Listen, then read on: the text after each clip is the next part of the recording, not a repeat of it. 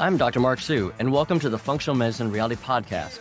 Join me and our community weekly as we bring you unfiltered health from inflammation to longevity. Real stories, real people, real solutions. Experience real-life health changes from both patients and practitioners, and learn how to turn cutting-edge information into real results in your own life so you can feel better, live longer, live healthier, and be confident and clear in your healthcare choices. Let's get real and get results. Hey friends, welcome again to the Functional Medicine Reality Podcast. I'm Dr. Mark Sue. I am here today with a really special guest and friend and mentor, not just professionally, life mentor, Dr. George Papanicolao.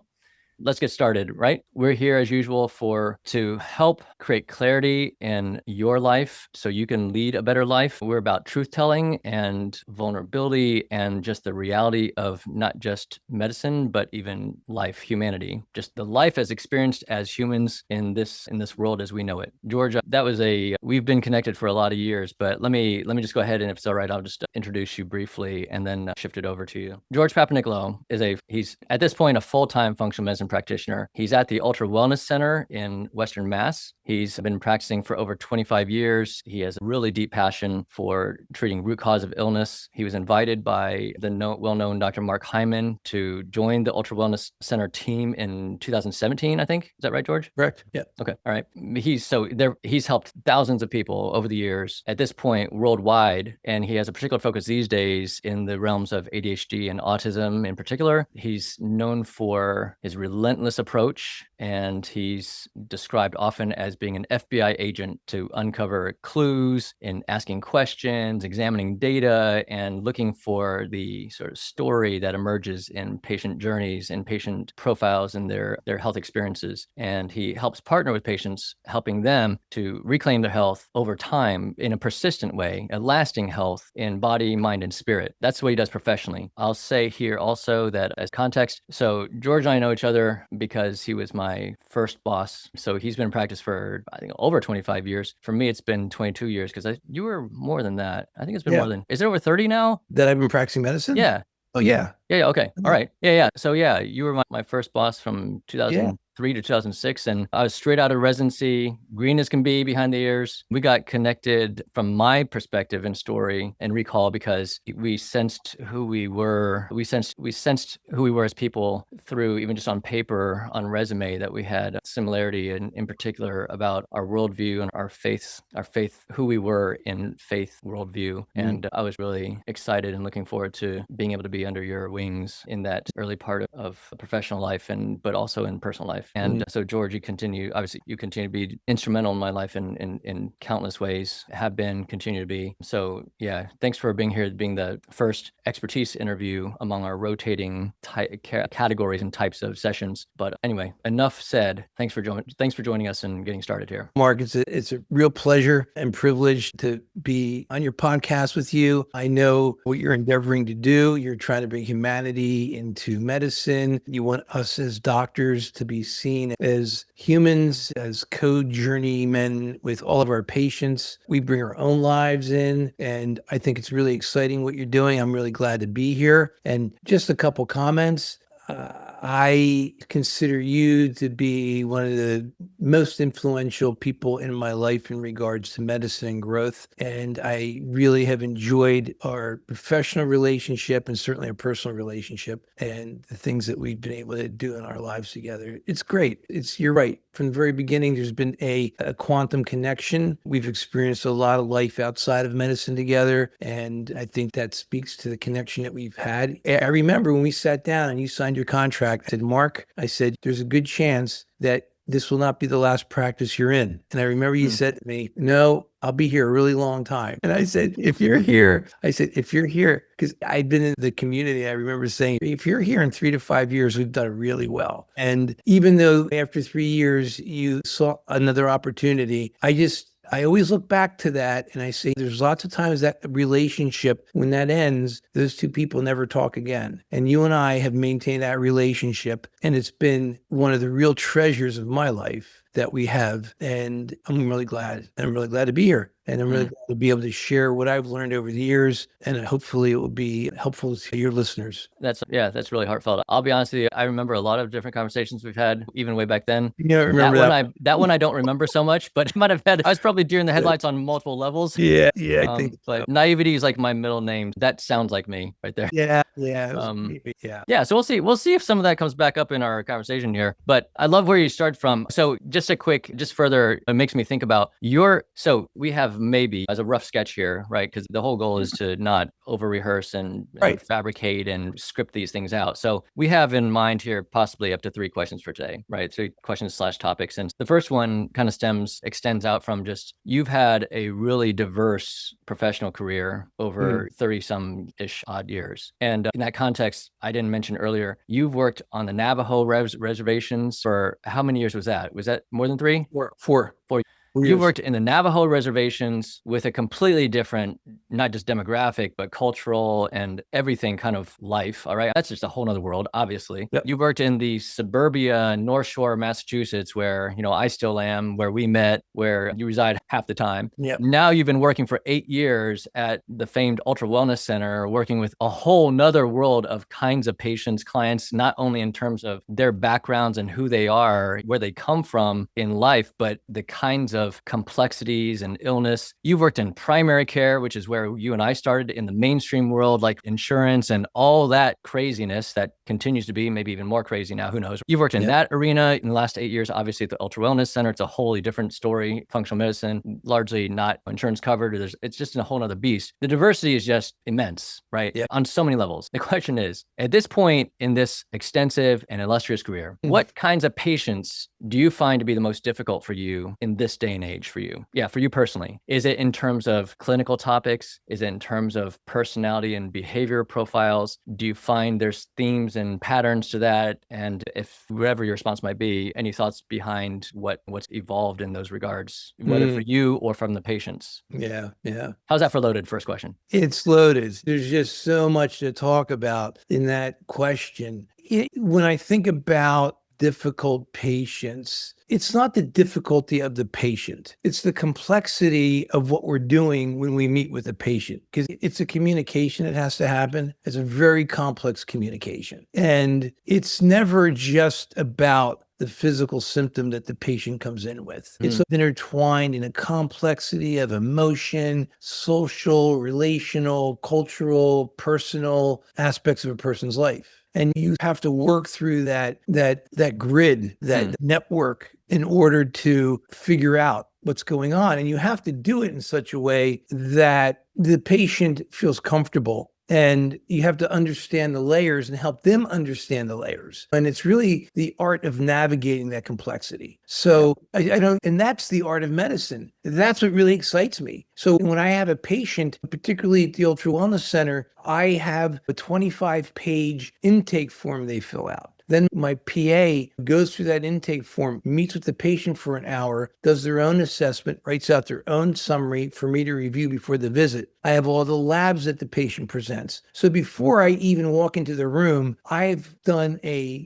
deep dive into this person. And I often tell them, you don't really need to tell me too much today because I pretty much know more about you than you do. And I bring to it 30 years of experience. And so I tell people when they're coming in, I'm like reading their story, and I'm reading this story, and it's their narrative. And my job when they come in is to interrogate that narrative and find out what's real, what isn't, what's been missed, and what might be missing entirely, like whole chapters of a narrative. Like I'll be reading a book, and then all of a sudden I've gone from chapter 7 to chapter 12, and I'm like, wait, we're missing something here. And in helping people to fill in the blanks for themselves, I help them understand things about their narrative that they may not have understood. And so it's complexity. It's navigating that. And that's exciting. And it's working through that. And it becomes, where's the challenge lie? I think where does the challenge lie in all of that? I think from my perspective, on my end of it is, and I think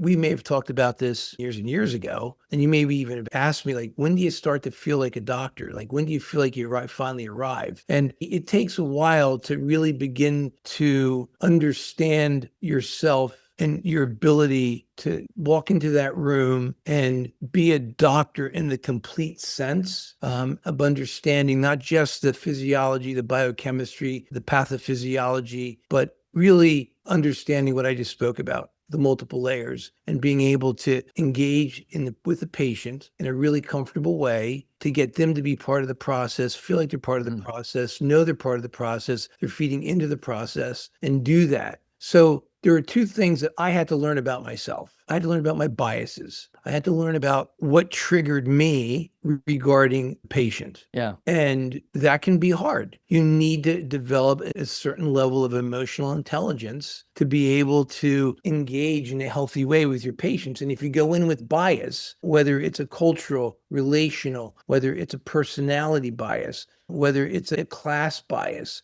you need to be aware of them. And it took me a long time to become aware of, I always thought that, yeah, I love everybody, right? Oh, I have people just like you that are my best friends. And I realized that I had biases and it's pretty humbling when you begin to see them and you're like, wow, I never thought I was that person, but I am. So bias was one thing that took years and years to uncover one at a time, because if you're biased, then you can't see the whole picture. Yeah. And you can't communicate authentically. Do you want to uncover the second one, or I've just jotted notes to myself for 3 sub questions now. All right. Yeah. So do you want to shoot for what's the other topic? I paused because I know your mind's twisting and turning and doing acrobatic stunts. I've had to write down a couple notes before I forget them. Yeah. I wanted to give you a chance. And when I do podcasts, I just hate to go on and on, but are you going to remember the second one? There are certain podcasters, I don't have to worry about it because they tend to interrupt me all the time. Are you going to remember the second topic, or do you? I know exactly what it is. Okay, you're going to remember it? Yeah, I got it. Okay, all right. So let's just go back a second here. Yeah. Let's just take over where we're at with the bias topic, okay? Yeah, I'm totally with you. If we haven't talked about this in dinners or whatever it is over the years, I don't remember a definitive conversation around it, but I think we know each other well enough. And it comes out in other conversations, whether podcasts or with patients or whatever. For me, that's just a huge thing for me. And a lot of that's just, as you say, it starts with just self-awareness, and which is, in my book, maybe one of the top things therapists are working with all of us about when we're working with therapists. So here's a question, not to be like throwing shade or being judgy or critical or whatever, but how, from your experience working with a lot of different colleagues on the practitioner level, they could be prescribing practitioners, they could be nutritionists, they could be health coaches, whoever, it doesn't matter who they are. The person who's in the support caregiver role for a patient, any thoughts on like how often other practitioners are aware of or think about their own biases? So it's not a conversation that I frequently have with my colleagues. However, I talk to a lot of, so interact with a lot of my colleagues, see a lot of my colleagues, interact with patients. And when I say colleagues, I don't mean just at the UltraWellness Center. Through the breadth of my experience, I would say that humans in general tend to be blind to their biases. It's obvious, right?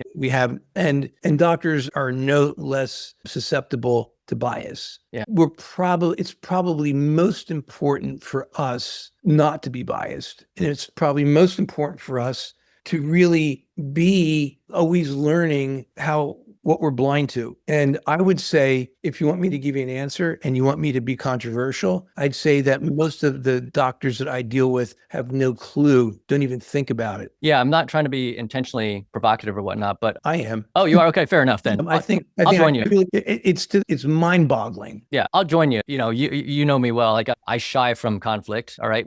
And so I'm not trying to be provocative per se, but it's based out of my own experience of how, and I think I'm hearing the same from you, right? Because we haven't had this kind of conversation before, okay? That's kind of like the cool thing that I thought might happen with us here. If I heard you right, you were saying, hey, one of the 2 biggest developments or evolutions in my own life and how my professional and personal, for that matter, life has changed is becoming more aware of my own biases as a doctor. And I'm right with you. And I feel that same way. And when that crack screen wide open experience happens, it then makes me wonder, okay, before and after, and then who else has had this experience or hasn't? And then I start wondering, when other practitioners are helping patients, especially the patients we're mutually helping, then how am I going to try to account for that to help the patient? Because some of the suggestions or directive thoughts that the other practitioners might be having, whether for a mutual patient or for my friend or my family member, whatever, and it's not to be critical. It's just to say, for your best interest as a patient, there might be some biases there that they may not be aware of, and I'm not trying to presume and be judgy about, but for your best interest as a patient, like, it matters. Yep. Fair? Absolutely. Absolutely. As it's absolutely true. You have to be aware of your own. Then you have to be aware of the ones that have influenced that person. So that patient, particularly at the UltraWellness Center, we call ourselves the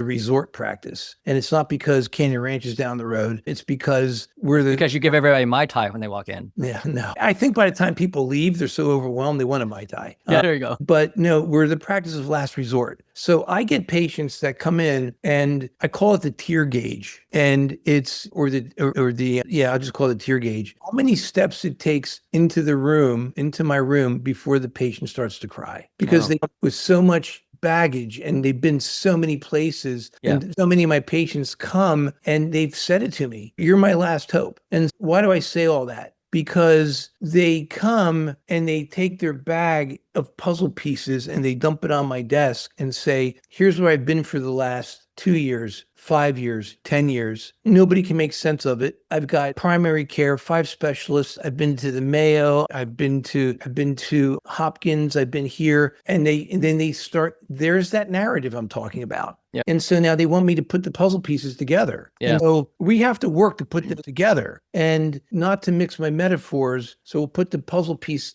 aside, but before I put it aside, I've got to put those puzzle pieces together. And some of them fit, some of them don't. Some of them were pieces should be part of another puzzle, right? Yeah. So then I look at it, and sometimes I can see, you know what, we're only missing a couple pieces. I can tell what this is. This is an elephant. You're just missing 2 critical pieces. Okay, that's a pretty easy one. If we put that metaphor aside and we go to the narrative piece, people have been speaking into their narrative, right? Doctors have been speaking into their narrative. They've had relatives speaking. Are you talking about the patient's narrative? Yeah. Okay. Yep. So the patient, so it's almost like it's like an evolving book narrative, right? You don't mean like the patient's own created narrative. You mean collectively evolving narrative. Yep. Right. Okay. Sure. It's their narrative, and it's being spoken into, and they begin to believe their narrative. They begin to understand it. There's all these characters in their narrative. They'll tell me about this doctor here and that doctor there, and their grandparent or their husband, and how they're speaking into their lives, and how this is becoming their story. And that story is now combined with the fact that they're in chronic pain, they're bloated, they have brain fog, and they're not getting better. Right. Okay. I need to help them understand some of the things that they're believing are based on some of their own biases, some of the biases that the doctor spoke into their lives. And these are those things I was talking about earlier in the narrative. I'm interrogating the narrative for their benefit in mind to get to the truth, get to what's the true story. Right. So I love that, because this is a much more fine niche manifestation or road of what we're talking about. But this all aligns with your and my value about truth telling, or being a detective for truth. And bringing it back to the bias question, do you have observations of common themes or patterns of bias from other clinicians? Again, just, we're all humans, so it's not a judgy thing. It's just for other clinicians, maybe it's based on prescribers versus non-prescribers, maybe it's mainstream versus functional, maybe whatever it is, or it's just individuals or whatever. Do you observations of what are common biases from other clinicians that you observe as brought to you from the patients that you uncover as in working through their sort of story and narrative? That's a good question. And if it's too much, we can move on. No, because it's a good question to ask, because it uncovers some real important issues, I think, that we all have to be thinking about. I would say that I'm not sure the thing I'm puzzling over is I have so many examples, but I have to sift through what's a true bias and what's not. And how about would it be helpful if I threw out a couple of my thoughts and see how you relate with them or not? Yeah. So I don't want this to come across the wrong way, but one that strikes me of my top three is, you and I both know a lot of practitioners in the functional medicine world come to this place as a functional medicine practitioner because they've gone through their own crap. They've gone through some experience, commonly themselves, if it's not themselves, then their family members or somebody, close friend, family members, etc., where mainstream medicine did not suffice, right? On whatever level. They didn't get better, or they had bad experiences by just as a human, or whatever the case may be. And commonly it's the clinical thing. They just don't get better. They don't fit a specific diagnosis in the mainstream world. And then they discover this functional medicine world. And then when the practitioners, like they explore that, they know enough to explore it, they get better. And then all of a sudden the screen's cracked and I want to help other people. I want to pay it forward. The one concern I have out of that is, if I'm a person who's gone through that as a practitioner and I found myself in the healing space after treating Lyme disease, let's say that, just chronic Lyme disease, it's easy for me to be on the lookout for chronic Lyme disease for everybody. And the thing is, a lot of people who have chronic inflammatory illnesses or autoimmune illnesses, whatever, they're going to test positive for Lyme disease a lot. But for me, I can't say what percentage of those people actually is Lyme disease the biggest root issue. As you talk about complexity, right? Speaking of complexity, we're going to have to try to find a way to keep this simple today. But how many of those people is Lyme disease actually the big dog issue? And if I'm overly focusing on that, because each topic, as you already said, is complex in of itself. So if I get narrowed into Lyme disease for the next 10 people, but I'm missing the boat for 8 to 9 out of those 10 people because they got a bigger deal, I don't want to waste their time. I feel badly for the patient who, it's not that they were intentionally, right, or malignantly or maleficently, whatever the word is, right? They weren't intentionally being led astray, but it's a bias that I just wonder how many practitioners are aware of that and try to, not even just aware, but actually then secondly, try to compensate for it. What do you mean by compensate? I think you and I see this all the time. What do you mean by compensate for it? So compensate would be like, and I do this for myself too much, but okay, so if I know that I'm thinking about Lyme disease for everybody, right? Okay, can I purposely say, okay, let's put that for aside. I know I already think about that. What else should I be thinking about? What else should I look for also? Or hey, if we don't see progress soon enough, let's not keep going down deeper in that rabbit hole too long. Maybe I need to look sideways and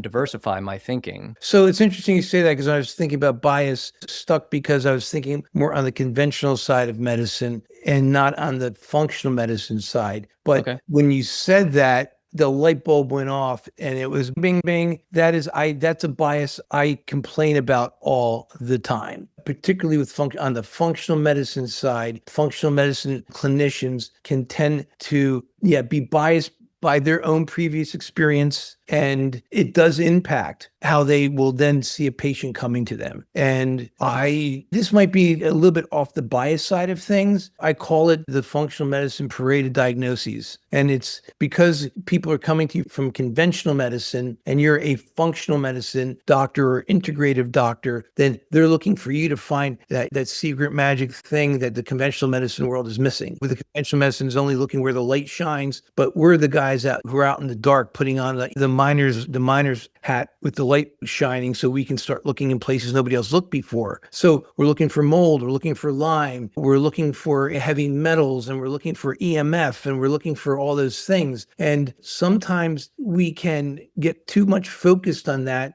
we miss the bigger picture, that it's never going to be just one thing. I've had people come to me and they've had mold exposure, and they're concerned about their mold exposure. And they even give me enough evidence to say, yeah, you did have a mold exposure. Oh yeah, and somebody in your environment was affected by that mold exposure. But I'm looking at them and I'm not, their cluster of symptoms are such that once we get all their labs back and we've talked and we've gone through it all together, I'll get to a point and say, you have one band positive for Lyme, you've had mold exposure, but look at all this data over here. It really points to all of these things having more weight right now than that one band positive for Lyme and your mold. Let's work on these things. And if we don't get to where we need to be, then we can go to our second tier items. And so where I find oftentimes patients come to me where they've been getting treated for Lyme disease for 3 years by a practitioner who's biased by the fact that I believe it to be Lyme disease. Lyme can be chronic and you might need to be treated for years and years. And they missed everything else. Yeah. And again,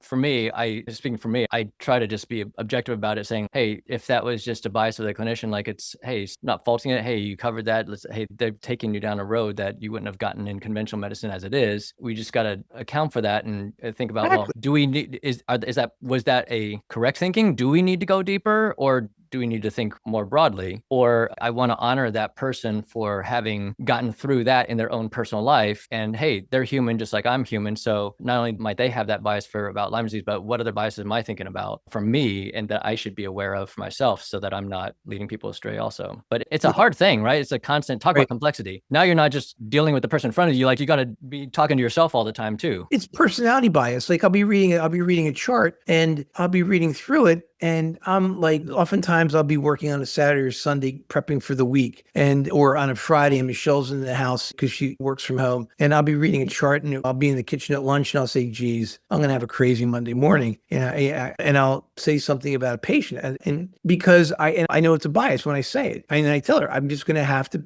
I've got to get rid of that. This person is coming in with really high expectations, or this person, they're missing the real issue that's going on. And I'm already building a bias against a hypervigilant person. I may be building a bias against a person who it seems like they're hopping from one doctor to the next doctor, never really wanting to get better, just now so engaged in being sick that they've lost sight of where they're at. And I become biased against that. So there's so many things I trip over. So when I say I'm aware of my biases, I'm aware that I can be biased. I'm still biased. And I'm aware that I can be biased. And I've got to constantly double check myself. And I often ask my colleagues to go over a case with me to see, did I miss something because I had a blind spot? Yeah, no, love the transparency. Again, we've probably touched on this kind of thing, just more in joking or in jest, but never dug into this kind of thing. But yeah, I think we're very much in the same page on this. It's a lot of work, but it's stimulating and it's challenging. And ultimately, when we see people get better and when we experience your personal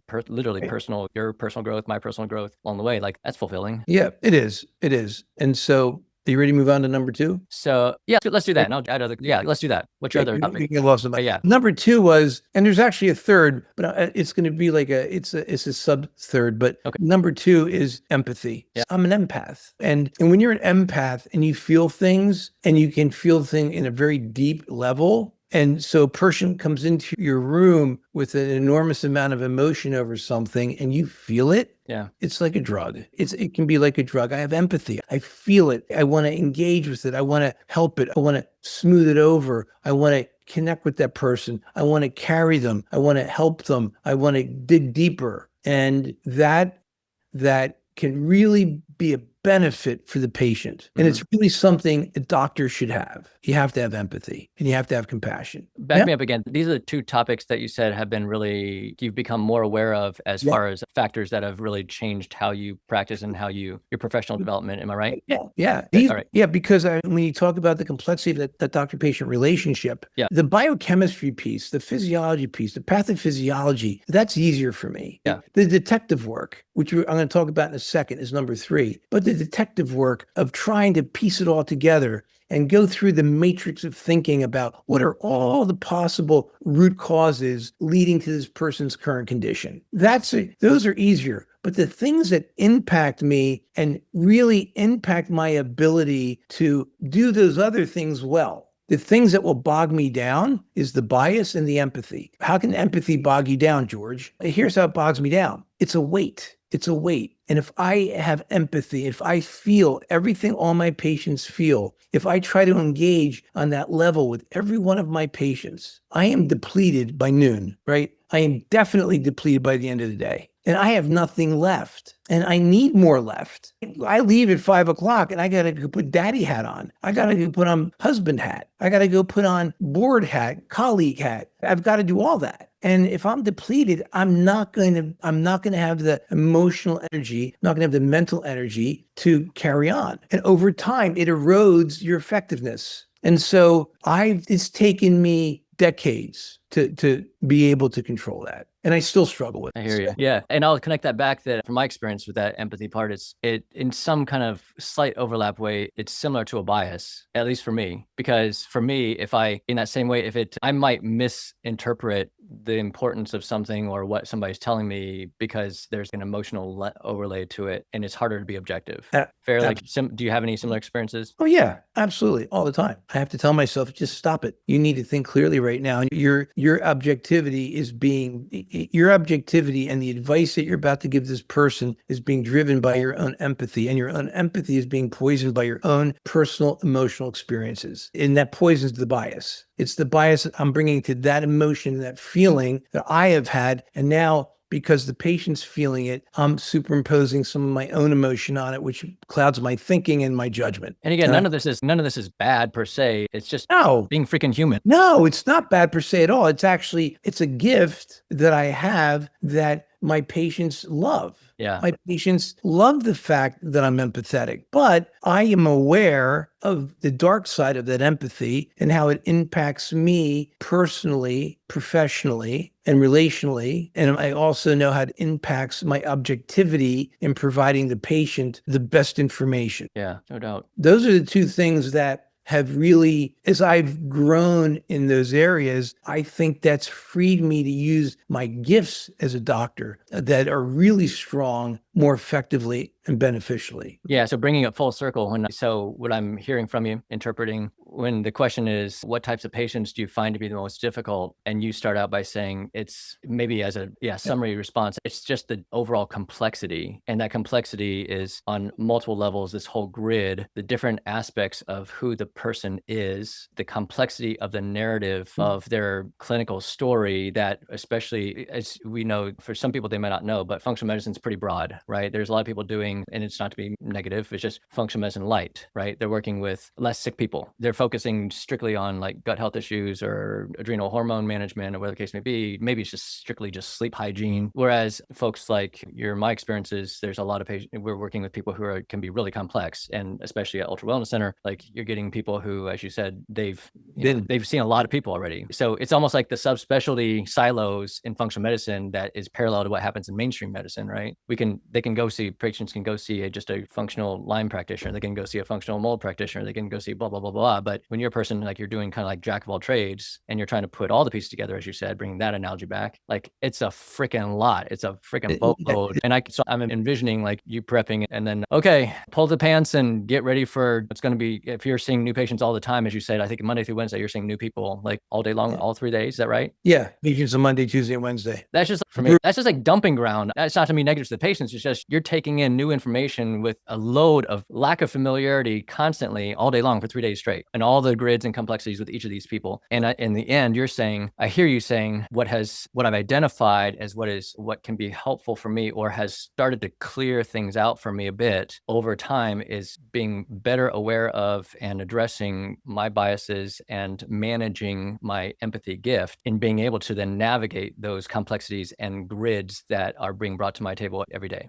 Yep, exactly. And the second part of your question was really, or the main part was, what types of patients? And I really started with me. I said, to answer that question, I want to start with me first. Sure. It's important because if I tell you, okay, what types of patients do I find the most difficult? I find that the patients most difficult in the functional medicine world who find it very difficult or are unable to change, because I find that fundamentally, if I can't get people to change their lifestyle, and if we think of the pillars of functional medicine, is you need to be able to sleep. You need to be able to, your nutrition has to be spot on. You need to be exercising. You need to be managing your stress. You need to be managing your relationships. If I have people that can't change those habits, won't change those habits, or can't, it's very difficult to move the needle. I can't supplement a person out of a 60-hour work week who's married to a narcissist. The impact that has on their health, right?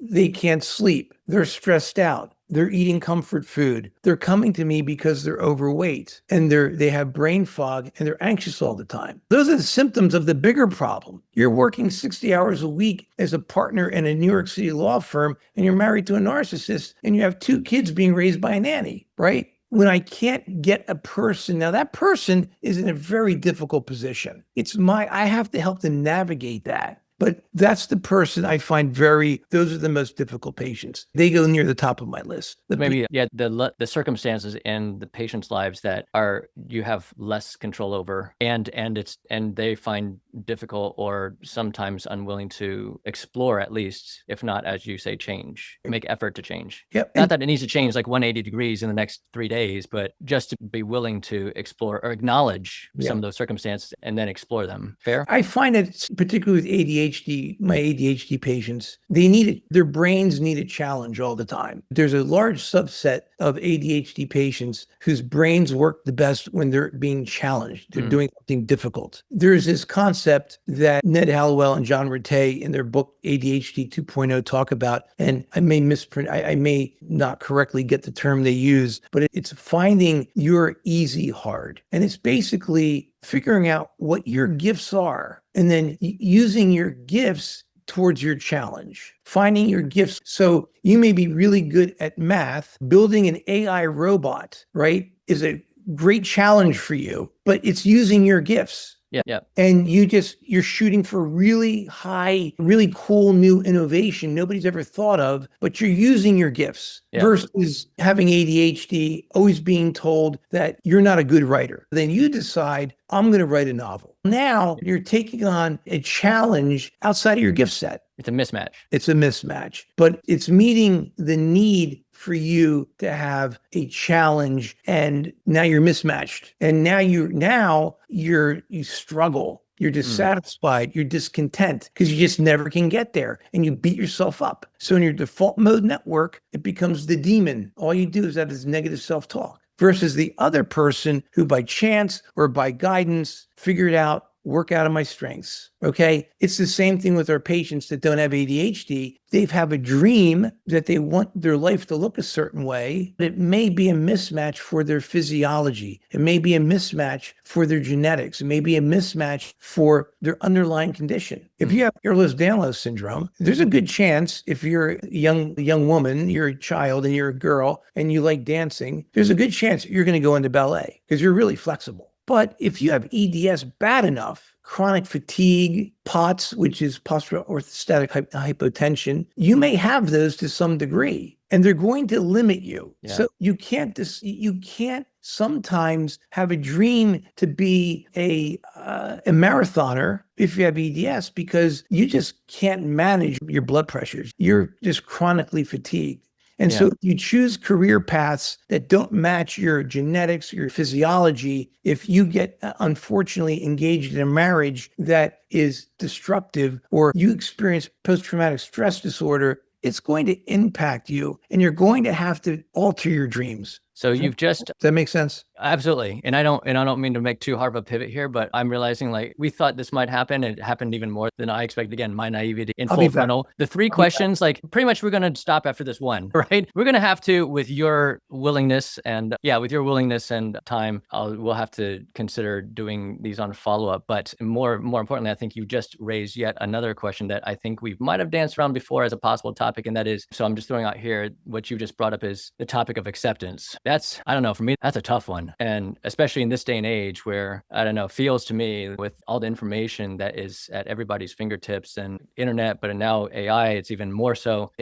I suspect it's going to, being able to come to terms with or accepting and deciding when to come to acceptance is going to become even a bigger challenge over time. But I'm just throwing it out there in case we make space to explore that topic some other time. Yes, but you can understand in our world now with social media, and I think that the epidemic virus that's worse than COVID is social media. And that it's a virus that augments reality. Yeah. It's augmented reality, and it's taking life and it's taking things that are good and it's making them more than they should be and expectations higher than they should be. And then it's leaving people discontent. And then you bring that discontent and that attitude discontentment into other areas. And so for my patients, it's always I want them to be at a place where they're content. You can be sick and you can still be content. Yeah. And getting them to understand that. I want my patients all to be healthy, but sometimes we can only get to a certain place. It's a reality. So I love that. Just to qualify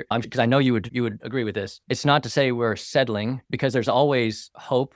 There's Absolutely. always things you can do, but it can't, then functional medicine is not a world of it's a quick fix. It's going to turn around the next week, especially when you're dealing with really sick people like yourself, like you do. And so it's expectations, it's timing, and there's ability to have contentment, or like what we always talk about is gratitude, to practice gratitude along the way. And if not only for the sake of making the journey feel smoother, but we would both agree the practice of gratitude and that attitude, that limbic system, that mind body thing only serves to help improve your actual physiology along the way and usher you towards healing even. Which brings me to my second patient that's very difficult. It's the hypervigilant. It's the hypervigilant patient that is just perseverating on their health with the desire to be completely free of their disease, or if they're healthy, they want to have optimal health. And I'm going to say it, they've bought into the longevity story and they want to live to be 120. And so now they're hypervigilant over everything. They're reading everything. They're listening to more podcasts, reading more literature than I can.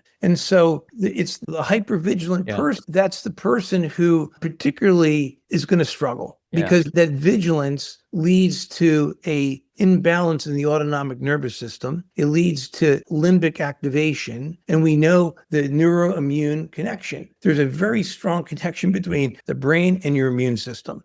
And so when you're under huge amounts of stress, when you're constantly driving cortisol and other hormones, then you're going to be out of balance. It's going to definitely impact your immune system, and it's going to put you at high risk for an autoimmune condition or other chronic diseases. So that hypervigilant patient is the other patient that is a more complex patient to get onto that level ground where we can work in a balanced way towards health. I'm writing a note to myself for another time. I think we've outdone ourselves here, at least from my perspective, because we can keep going. I think you've unknowingly committed yourself to at least 2, if not more, sessions between us, because this is rich stuff that when we get together socially, it's great just to connect on that social level, even though we do connect on professional stuff too. But I don't know, for me, this is magic sauce. Yeah, this is liquid gold. For me, this kind of conversation is, for me, like you said, I'm similar. I don't know how often I have this kind of conversation with colleagues, because it's too trite to say, but it's just complex.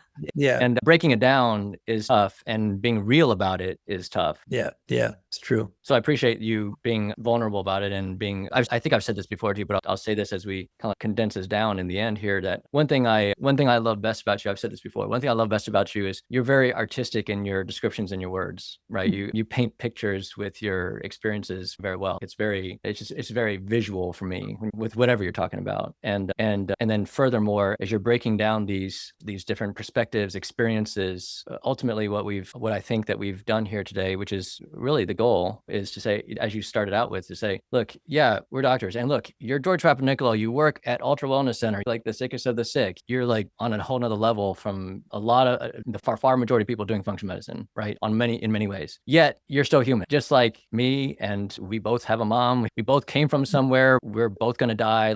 We're both human. We're no different than anybody else. And all the more so the responsibilities that we carry, not as a pity thing, it's just the expectations and the responsibilities then that we carry, much less, especially for you and your colleagues, esteemed colleagues at UltraWellness Center, with the expectations placed on you, like it's a lot. And to work through all that is a lot. And then to try to help patients become more self-aware, where they can also dissect a bit of their grid so that they can get better and be self-empowered to get better. It's a lot in of itself. And that just takes time. And that's a question I'll have to throw out to you some other time, whether offline or whatever. But I'd love to know how often you get to see people in a consulting practice over a long enough time that you build a relationship and be able to empower people, and then they feel that they've got that guide and they can rely on you, lean on you, and that they're making progress outside of, in those sort of less tangible, relational, limbic ways outside of the physiology that you already mentioned. In the end, our goal of saying, hey, we're people too. And for you as patients who might be like tuning in, if you're a chronic complex patient and you have been through different practitioners and you're not making enough progress, that doesn't mean they didn't do their job. It doesn't mean they weren't trying. That's for sure. That's for dang sure. All right. I'll say that for sure in the functional medicine community. But there's a lot of different complexities to the whole thing and to everyone's story, and trying to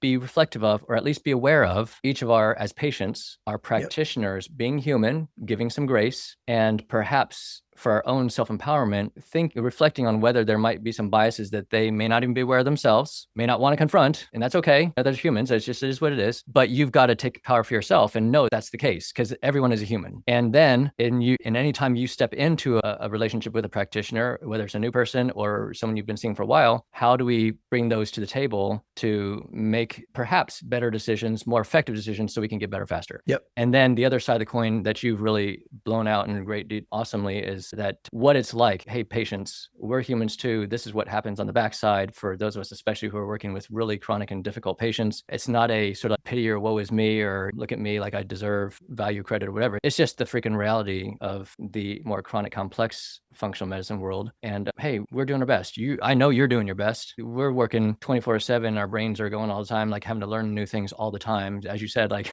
between you're prepping for patients on weekends and all that stuff, like that's a norm for functional medicine practitioners. Honor and light to you and your colleagues. And certainly Mark Hyman has set the path for functional medicine for so many years and deserves a lot of credit and accolades. We can all be thankful for the pioneers in whatever aspect of life, but especially here in functional medicine. And then with that, I'll say thank you again for you just on a personal level. I love you. Yeah. I love your family. Your wife has been a real anchor and continues to be, not for our family, but especially for my wife. Yeah. Thanks for being a mentor and pioneer for me personally, professionally. And I appreciate you. And I trust we'll get to do this again. If you don't invite me back, I'm gonna invite myself back. Okay. There you go. Yeah. Done deal. These are those rare conversations that both you and I love to have. And I don't know about you, but there's only very few colleagues I have that I can have these conversations with at this depth. And you're one of them for sure. And I love you right back. And anybody listening has got to know that you are an extraordinarily rich person in thought, in character exponentially, and in your energy to really want to serve. I don't know many people at your level, and you may call me a mentor, but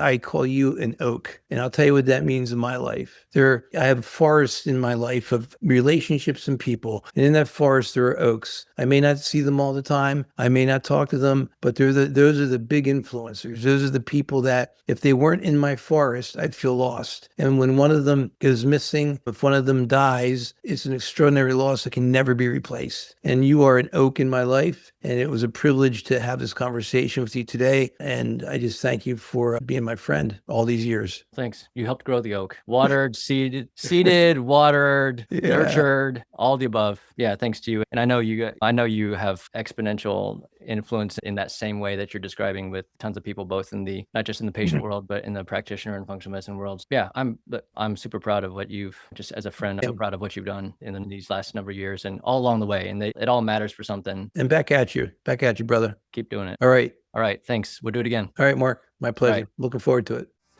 So fresh, just the way